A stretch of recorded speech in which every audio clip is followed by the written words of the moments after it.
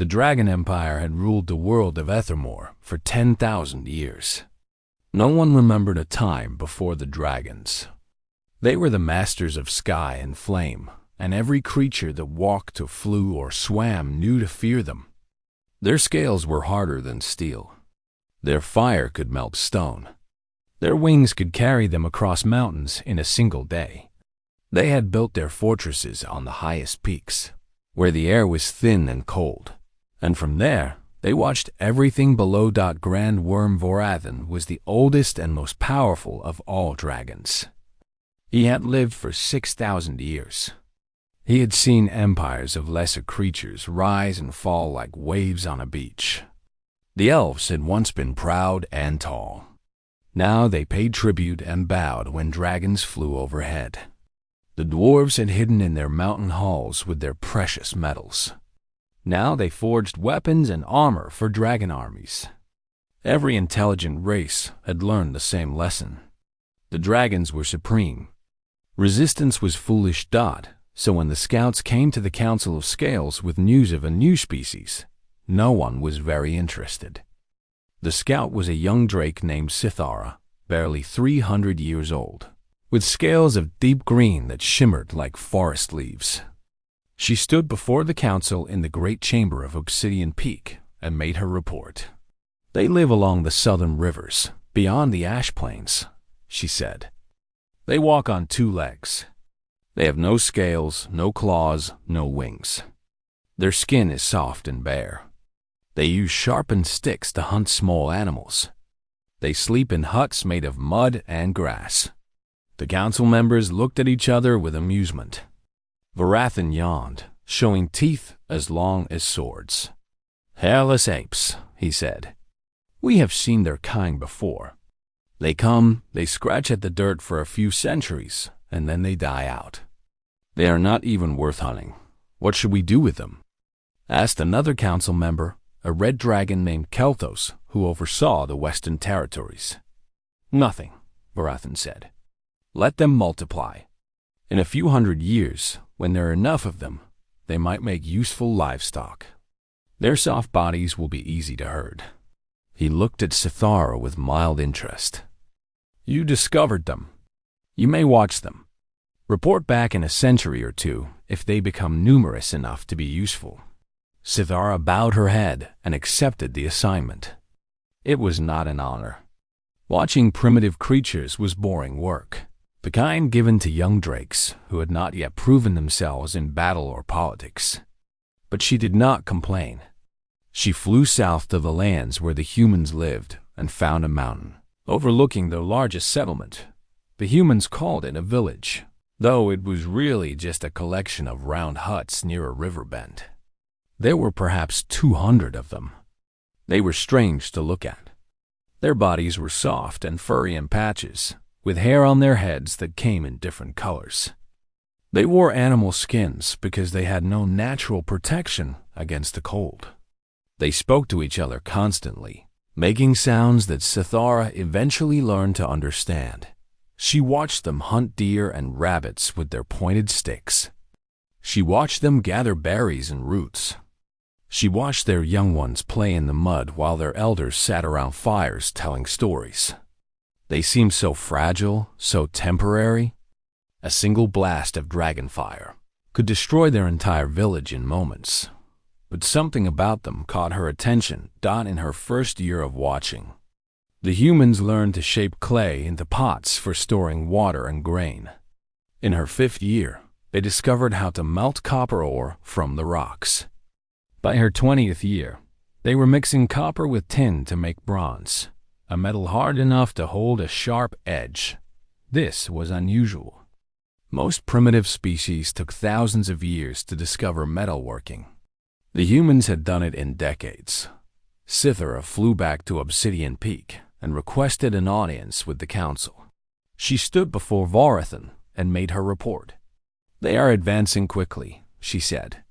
"Faster than any species I have studied. Their tools grow more sophisticated each year. They have begun building permanent structures from wood and stone. Their population has tripled." Vorathan listened with half-closed eyes. Smoke curled lazily from his nostrils. "They are still insects," he said. "Let them play with their soft metals and their wooden huts. Bronze cannot scratch dragon scales. Wake me when they matter." The other council members laughed. Kelthos made a joke about how the young Drake was frightened of hairless apes. Sithara felt shame burn in her chest, but she held her tongue. She was young. The council was ancient and wise. Surely they knew better than she did. She returned to her mountain and continued her watch. 50 more years passed. The humans built towns with walls. They dug mines and forged iron. They wrote symbols on clay tablets and taught their young to read them. They studied the stars and predicted the seasons.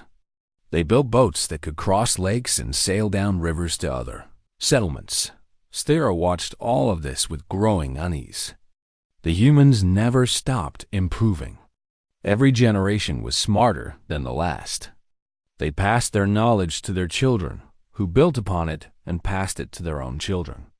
They lived such short lives, but they wasted no time.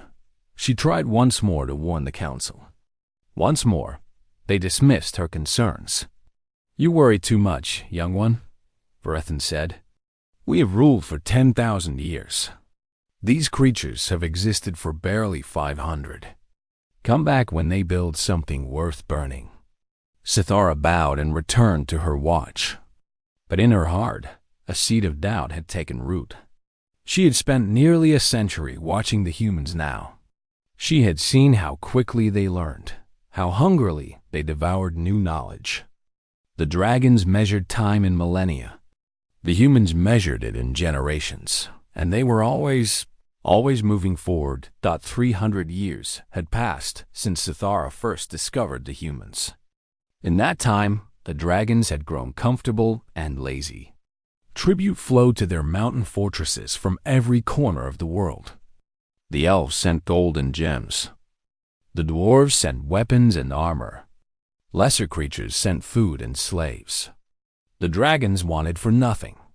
They spent their days sleeping on piles of treasure and their nights feasting on the finest meats. Varethan, the Grand Worm, had not left Obsidian Peak in over a century. He had grown fat and slow. His scales, once gleaming black, had dulled with age and neglect. But he was still the most powerful dragon alive. And when he finally decided to inspect the human settlements personally, every dragon in the Empire took notice.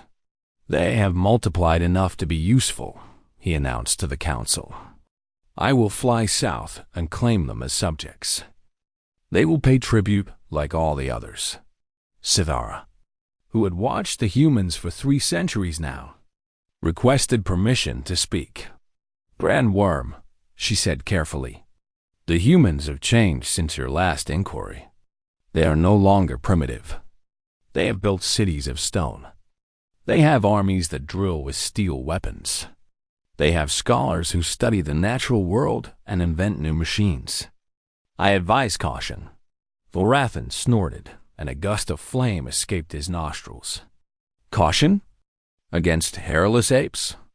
I have burned cities of stone before. I have scattered armies like leaves in a wind. You have spent too long watching these creatures, young one. You have forgotten what we are."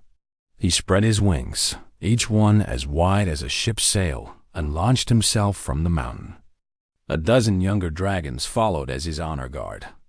Sithara was not invited, but she followed at a distance. She needed to see what would happen. The humans had built their capital city in a valley between 2 rivers. It was called Ironhaven, and it was unlike anything the dragons had seen from lesser species. The walls were thick and high, made of fitted stone blocks. Towers rose at regular intervals, and on each tower stood strange metal tubes pointed at the sky. The streets inside were laid out in careful patterns. Buildings of 3 and 4 stories lined them, and in the center stood a great hall with a domed roof of copper that gleamed in the sunlight. Varethan landed before the main gate with a crash that shook the earth. His honor guards settled around him, their scales flashing red and gold and silver. The humans on the walls did not run. They did not scream. They watched with steady eyes and readied their weapons. The city gates opened, and a group of humans walked out to meet the dragons. At their head was a woman with gray hair and a face marked by years. She wore simple armor and a crown of iron. This was Alara III, Queen of the Human Kingdom. She stopped 10 paces from Vorathan and looked up at him without fear. "I am Vorathan, Grand Worm of the Dragon Empire," the ancient dragon said. "I have come to claim your kind as subjects. You will pay tribute in gold, food, and labor. You will bow when we fly overhead. You will serve us as all lesser races serve us. This is the natural order of the world." Queen Alara smiled. It was not a nervous smile or a frightened smile. It was the smile of someone who had prepared for this moment for a very long time. "We know of you," she said. Her voice was calm and clear. "We have studied your kind for generations. Our scholars have dissected dragon corpses found in ancient battlefields. Our smiths have tested your scales against every weapon we can make. Our natural philosophers have measured your fire and calculated its heat." She held up a leather-bound book. "Your flame burns at roughly 2,000 degrees. Your scales can stop arrows and sword blades, but they conduct heat poorly. Sustained thermal assault will cook you inside your own armor. Your wing membranes are strong, but will tear under 70 pounds of pressure per square inch. Your eyes are sensitive to bright light. Your hearing is excellent, but easily overwhelmed by loud noise." Vorathan's eyes narrowed. No creature had ever spoken to him this way. "You threaten me?" he said. Smoke rose from between his teeth. "I inform you," Queen Alara said. "We have been waiting for you to introduce yourselves. And we are ready." She raised her hand. On the walls, the metal tubes turned toward the dragons. Soldiers lifted crossbows of unusual design, with mechanisms that could fire multiple bolts in quick succession. Other soldiers held large shields, coated with a substance that shimmered like wet clay. Vorathan roared and unleashed his fire. What happened next changed the world. The shields did not burn. They were coated with a mixture of phytandite that the humans had spent decades perfecting. The fire washed over them and did nothing. The crossbow bolts flew in coordinated waves, aimed not at dragon chests, where scales were thickest, but at wing joints and eye sockets and the soft flesh beneath the jaw. 2 dragons fell in the first minute. Then the cannons fired. The iron balls struck with a force no dragon had ever faced. They cracked scales and broke bones. They tore through wings and shattered limbs. 5 more dragons fell. Then 3 more. Vorathan fought with all his ancient strength. He killed dozens of humans with his claws and fire. But for everyone he killed, 10 more took their place. And the cannons never stopped firing. When he finally fled, broken and bleeding, only 4 dragons remained of the 13 who had come. The first war had lasted 6 days. The dragons had lost. The Council of Scales met in emergency session for the first time in living memory. The great chamber of Obsidian Peak, which had seen 10,000 years of calm deliberation, now echoed with roars of anger and disbelief. 17 dragons had died in the war against the humans. 17. In the entire history of the Empire. Fewer than 50 dragons had ever been killed by lesser races combined. Vorathan sat on his throne of black stone, his wounds still healing. 3 of his scales had cracked from cannon fire. One of his wings had a tear that would take years to mend. For the first time in his long life, he looked old. "Burn them all," demanded Kelthos, the red dragon. His tail lashed against the stone floor. "Destroy their cities. Salt their fields.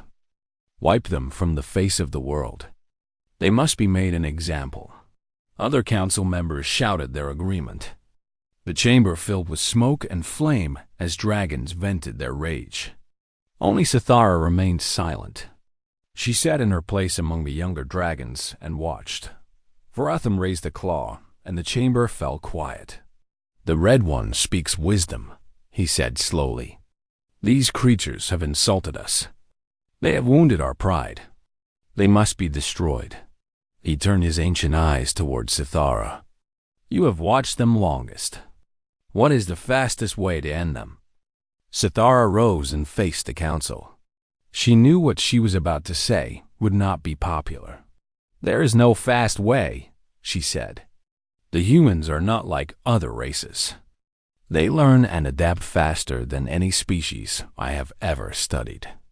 Every tactic we use against them, they will counter within a generation.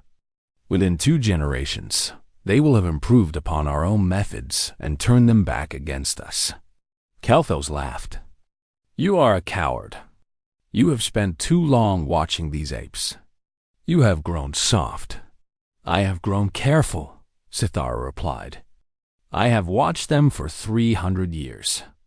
In that time, they went from mud huts to stone cities, from pointed sticks to cannons. They do not fear death the way other races do. They live short lives, so they waste no time. Every generation passes its knowledge to the next. Every war teaches them something new. Then, we will kill them faster than they can learn," Varatham said. "We will attack without warning. We will strike at night when they cannot see. We will destroy their food supplies and starve them." "They will adapt," Sithara said. "They always adapt." The council did not listen. Over the next century, the dragons launched 5 major campaigns against humanity. Each one began with confidence and ended in failure. When the dragons attacked at night, the humans developed alchemical flares that turned darkness into daylight. They trained cavalry units to fight in the dark. Soldiers who wore special glasses and rode horses bred for night vision. When the dragons tried to burn their crops, the humans had already built underground storage facilities filled with years of preserved food. They developed new crops that grew quickly and resisted fire. They learned to farm in hidden valleys and caves where dragons could not reach. When the dragons attacked their leaders, hoping to cause chaos, the humans created new systems of government that did not depend on single rulers. When one queen died, another was ready to take her place. When one general fell, 3 more stepped forward, and between the wars, the humans never stopped advancing. Sithara watched them build ships that could cross oceans. She watched them construct machines powered by water and wind that could lift heavy stones and grind grain 100 times faster than human hands. She watched them develop medicines that cured diseases and extended their short lives. She watched them build telescopes that studied the moons and the stars. Each dragon attack seemed to make them stronger. Each defeat taught them lessons they never forgot. They turned dragon fire into a challenge to be overcome, dragon scales into a problem to be solved. They were not surviving despite the dragon threat. They were advancing because of it. One night, Sithara flew low over a human city called Westport. It was 100 times larger than the first village she had discovered 3 centuries ago. Gas lamps lit the streets. Factories belched smoke into the sky. In the harbor, a new type of ship sat at anchor. It was made of metal, not wood, and it had no sails. Instead, a great wheel at its back churned the water in the city square. A crowd had gathered to watch a demonstration. A human man stood on a platform beside a large canvas bag attached to a basket. As Sithara watched, the man lit a fire beneath the bag. The canvas swelled and filled with hot air. And then, impossibly, it rose into the sky. The crowd cheered. The man in the basket waved down at them, floating higher and higher. He was flying, without wings, without magic. Just fire and cloth and human cleverness. Sithara felt something she had never felt before. It was not quite fear. It was something closer to awe. She flew back to Obsidian Peak with her report. But she already knew what the council would say.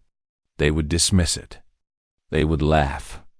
They would plan another attack that would fail like all the others, and the humans would keep advancing. The end came not with dragonfire, but with the sound of engines. Sithara heard them first. She was resting on her mountain peak, watching the human lands as she had done for 400 years, when a strange buzzing filled the air. It grew louder and louder until she saw them rise over the southern hills. Airships, dozens of them, hundreds. They were massive vessels, larger than any dragon, held aloft by great balloons of treated canvas. Mechanical propellers drove them forward through the clouds. Their hulls were plated with metal, and along their sides bristled cannons and weapons she had never seen before. Each ship flew a flag showing a silver hammer on a blue field. The symbol of the United Human Alliance thought the humans had learned to fly. Sithara launched herself into the air and raced toward Obsidian Peak. She had to warn the council. But when she arrived, she found that the warning was unnecessary. Dragon scouts were already flooding in from every direction, all carrying the same impossible news. Airships were approaching every major dragon fortress at once. This was not a raid. This was an invasion. Varathan emerged from his chambers, older now and slow, but still proud. He looked at the distant specks of the approaching fleet with ancient eyes. "So," he said, "they have finally come for us."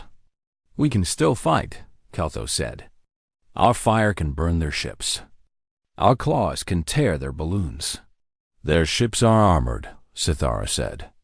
"Their weapons have improved. They have shells that explode and spread fire.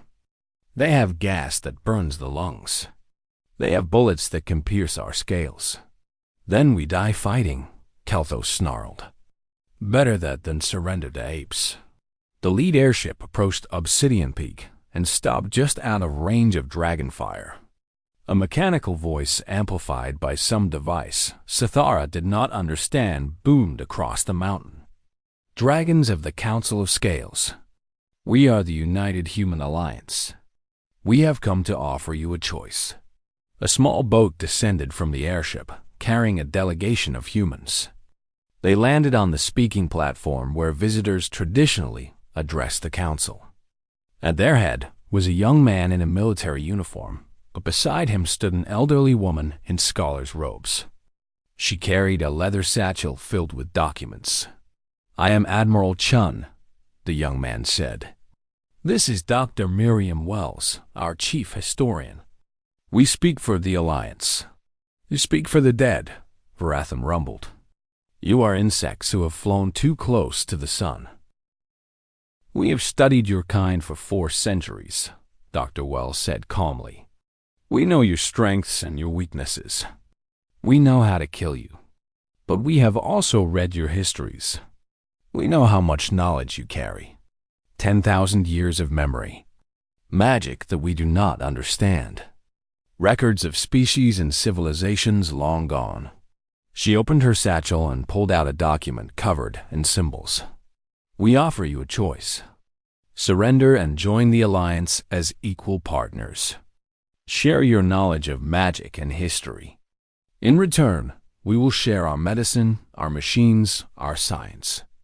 Together, our 2 species can accomplish more than either could alone. And if we refuse?" Varathan asked. Admiral Chun answered. "Then we destroy you. We have the weapons and the numbers. We have explosive shells designed to crack dragon scales. We have poison gas that will fill your caves and choke your young. We have incendiary bombs that will melt the stone of your fortresses. The war will not last long." The council roared with anger. Fire filled the air. Several dragons launched themselves toward the human delegation, but a volley of warning shots from the airships drove them back. Varathan rose to his full height. Even old and wounded, he was still the largest dragon alive. "We will never surrender," he said. "We are dragons. We ruled this world for 10,000 years. We will not bow to creatures who die in less than a century. Then you will die, Admiral Chun said simply. And everything you know will die with you. He signaled to the airship. The boat began to rise. Wait. Every eye turned to Sithara. She stepped forward, her green scales catching the light. I will accept your terms, she said. The council erupted. Kelthos called her a traitor. Other dragons demanded she be executed. But Sithara stood firm. I have watched humanity for 400 years, she said. I watched them grow from mud huts to airships, from pointed sticks to weapons that make us obsolete. They learned faster than we ever believed possible. They adapted to everything we threw at them. They turned our attacks into lessons and our fire into fuel. She looked at Varathan with steady eyes. We measured them by what they were. They measured themselves by what they could become.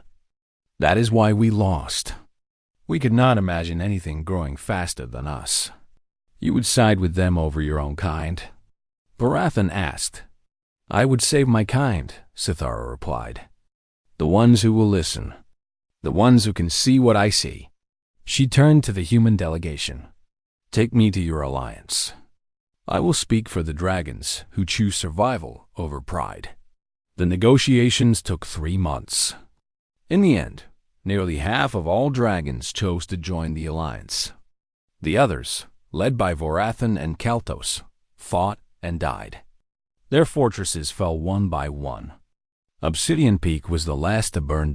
At the Treaty of Cinder Peak, Sithara stood beside the human delegation as the new alliance was formalized. Dragons would share their magic and their libraries. Humans would share their medicine and their machines. Both species would work together to explore the world and the stars beyond. Years later, a young dragon asked to Sithara how the greatest empire in history had fallen to creatures who lived barely a century. She considered the question for a long time. We underestimated them, she finally said. We saw their short lives and thought them weak. We saw their soft bodies and thought them fragile. We never understood their greatest strength was not physical. It was their hunger. Their endless, burning hunger to learn and grow and become more than they were. She watched an airship drift past the window. Human and dragon crews worked side by side on its deck, adjusting sails and checking instruments. We had 10,000 years of wisdom, she said. They had 400 years of progress. Progress won. It always does. The young dragon nodded slowly, not fully understanding, but Sithara knew he would, in time. They all would.